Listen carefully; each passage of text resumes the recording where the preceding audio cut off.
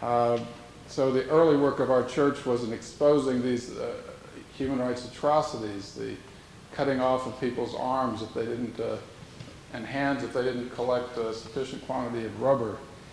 It was our founding missionary, William Shepard, that with the help of a Kodak camera exposed these abuses there. So that the work that Dr. Tshisekedi has done to try to bring democracy to a country plagued with dictatorship is right in keeping with that. And I should say that his family is also a religious family. His brother is a bishop of the Catholic Church at Luebo.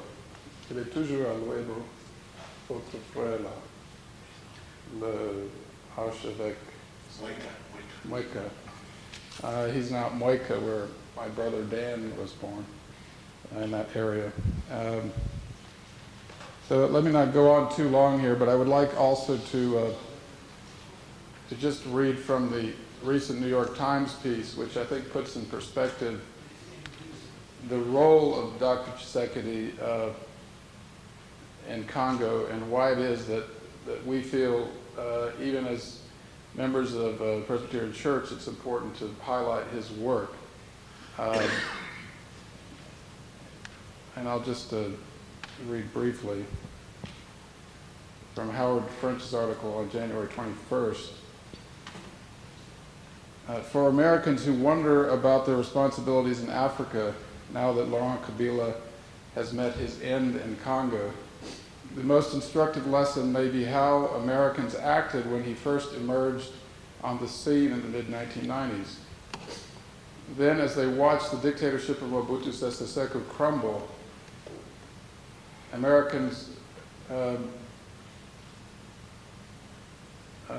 diplomats' wariness about the violent change quickly gave way to giddiness once it became apparent that Mr. Kabila's armed struggle was turning into a cakewalk.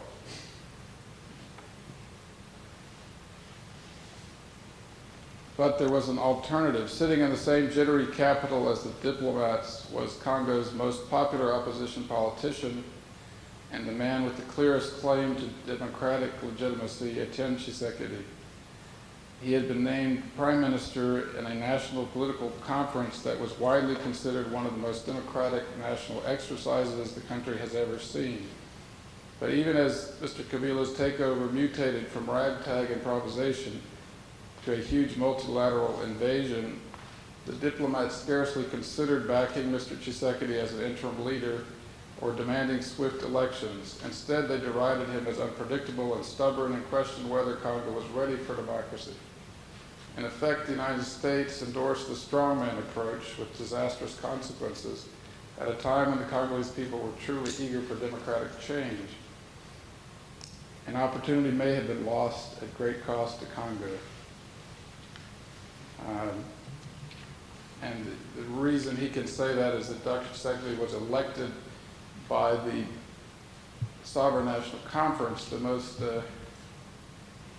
in the most transparent election the country has seen, with clear ballot boxes and every part of the society participating, all the political parties and the churches, and I might add that more than 40 Christians died so that that conference could reach its results in a demonstration which was held to call for the reopening of the conference after Mobutu shut it down in 1992. So that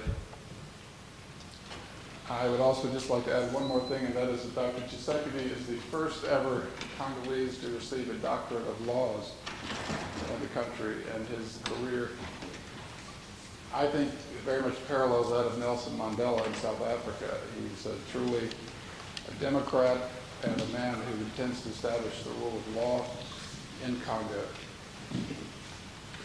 Without further ado, I'd like to turn the mic over to Dr. Etienne Tshisekedi Wamulumba.